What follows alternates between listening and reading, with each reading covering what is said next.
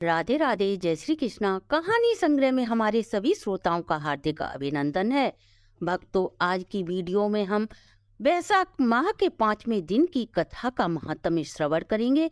इससे पहले बैसाख माह के महात्म्य के पहले 4 दिन के वीडियो मैंने अपने चैनल पर डाल रखे हैं, जिन्हें प्लेलिस्ट में जाकर यदि कोई श्रोता किसी कारणवश इन्हें सुन नहीं पाया हो तो श्रवण कर संपूर्ण बैसाख माह के पुण्य फल का भागीदार बन सकता है। आइए अब बैसाख माह के 5वें अध्याय की कथा श्रवण करें। इससे पहले भगवान विष्णु का एक और प्रिय मंत्र श्रवण कर भगवान का आशीर्वाद प्राप्त करें। क्रम कृष्णाय नमः। यह मंत्र स्वयं भगवान श्री कृष्ण द्वारा बताया गया मंत्र है। इसे भगवान श्री कृष्ण के मूल मंत्र के नाम से भी जाना जाता है। इस मूल मंत्र का जाप सुख की कामना चाहने वाले प्रत्येक मनुष्य को प्रातः स्नान आदि से निवृत्त होकर तुलसी की माला से एक माला अवश्य इस मंत्र का जाप करना चाहिए, जिससे आपके जीवन में आने वाली बाधाएं भगवान श्री कृष्ण की कृपा से दूर हो जाएंगी तथा घर परिवार में सुख शांति का वास होगा। आइए बैसाख महात्म्य के 5वें अध्याय की कथा श्रवण करें। इससे पहले चौथे अध्याय में हमने देखा कि राजा अम्बरीश को देवर्षि नारद बैसाख माह के महत्व व पूजा विधि बताते हैं तथा बैसाख माह में वो कार्य नहीं करने चाहिए जिसे करने से व्यक्ति को पाप लगता है और कौन से कार्य करने से पुण्य फल प्राप्त होते हैं, सभी जानकारी देते हैं।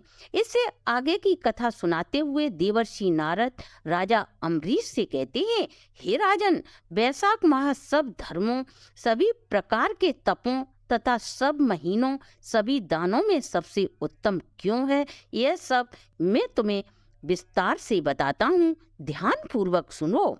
जब सभी युगों का अंत हो जाता है तब सभी देवताओं के राजा शेषशय्या को धारण करने वाले श्री हरि विष्णु संपूर्ण लोक और जीवों को अपने उदर में समेटकर प्रलय काल रूपी समुद्र में शयन करते हैं तथा योग माया के प्रभाव से अनेकों रूप धारण करने पर भी वे एक प्रतीत होते हैं।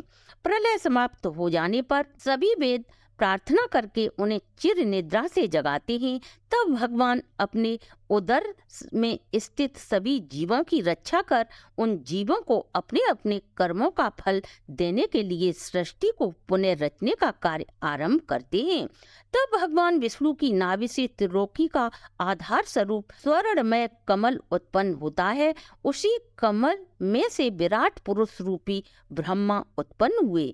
फिर भगवान श्री हरि ने उस विराट पुरुष से 14 भुवनों को उत्पन्न किया, जिसके भिन्न भिन्न कर्म और आश्रय हैं। ऐसे अनेकों समूह की रचना की। इसके बाद सतो, तमो और रजो तीनों गुणों की रचना की। इसके बाद प्रकृति, मर्यादा और भुवनों के स्वामियों की रचना की।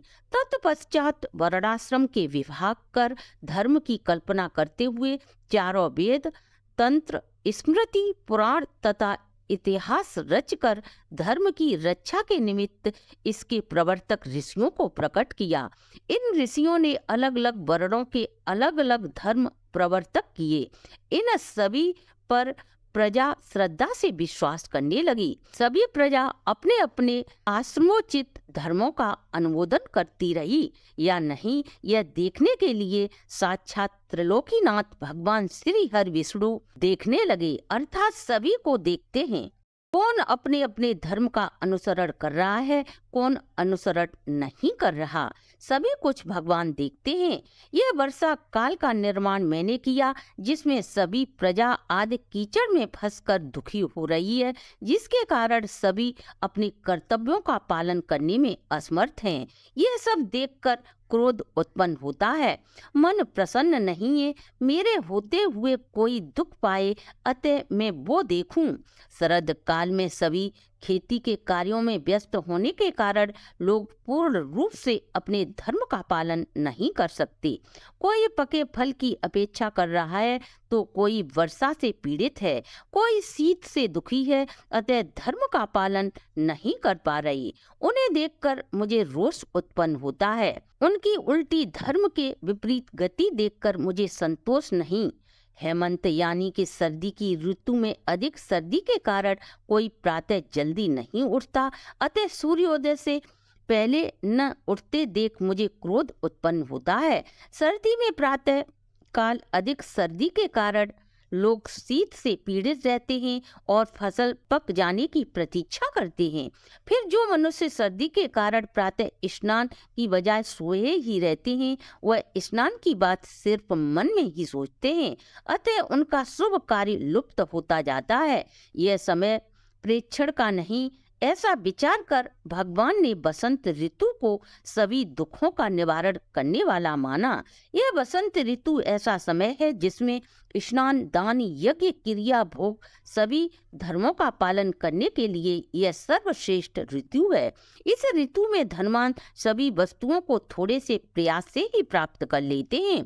लोगों को धन से सुख मिलता है। जो भगवान विष्णु के आधारभूत प्राणी हैं, उनके धर्म साधन ही द्रव्य हैं। बसंत ऋतु में संपूर्ण द्रव्य प्राणियों के लिए सुखदायक हो जाते हैं। दान योग्य, धर्म योग्य और सब कुछ घूमने योग्य।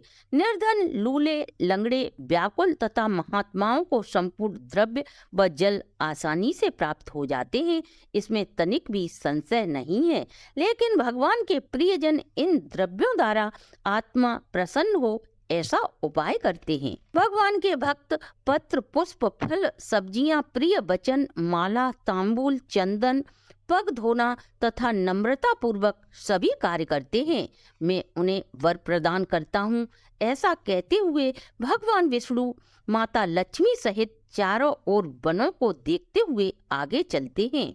वह देखते हैं वनों में अनेकों प्रकार के सुंदर पुष्प खिले हुए हैं। वन में हृष्ट पुष्ट प्राणी निवास कर रहे हैं। मत वाले भौरे फूलों के रस का पान कर रहे हैं। पंछी वनों में निर्भंग विचरण कर रहे हैं। ग्रामवासियों के बहुमूल्य आश्रमों के आंगन, उद्यान स्थलों को भगवान विष्णु भगवती लक्ष्मी को दिखाते हैं।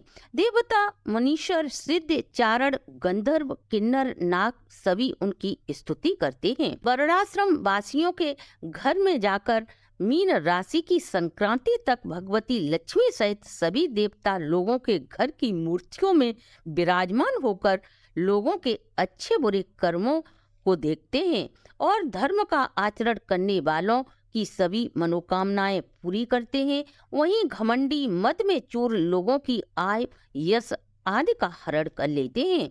जो वैशाख माह में भगवान की पूजा करते हैं तथा भगवान की प्रतिमूर्ति, साधु महात्माओं की सेवा करते हैं, अन्य महीनों में जो व्यक्ति सेवा सत्कार नहीं कर पाते, उन सभी अपराधों को माफ कर भगवान उन लोगों को आशीर्वाद देते हैं।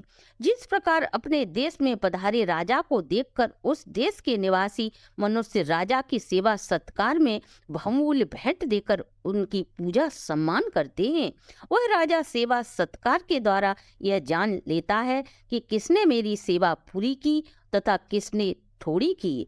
वह राजा जिस प्रकार उचित सेवा भाव देखकर मनोवांछित फल देता है, जो उसका सत्कार नहीं करते वह उन्हें दंड देता है। ठीक ऐसे ही श्री हरि विष्णु भगवान वैशाख माह में जो अच्छी प्रकार से पूजा करते हैं, उन्हें अनेकों प्रकार के द्रव्य प्रदान कर मनवांछित फल देते हैं, और जो पूजा नहीं करते उनके धन को हर लेते हैं। धर्म के रक्षक देव सारंधार भगवान विष्णु इस माह में लोगों के बीच रहकर उनकी परीक्षा लेते हैं। अतः यह महीना सर्वोत्तम है, जिसमें भगवान स्वयं अपने भक्तों के बीच निवास कर उन्हें उनके कर्म फलों के अनुरूप आशीर्वाद व दंड देते हैं। इसके साथ ही 5वें दिन की कथा को हम यहीं विश्राम देते हैं। आप आपके परिवार पर सदा भगवती लक्ष्मी सहित श्री हरि विष्णु की कृपा दृष्टि बनी रहे, इसी शुभकामना के साथ अगर प्रस्तुति अच्छी लगी हो तो आप हमारे चैनल को लाइक, सब्सक्राइब और शेयर करें।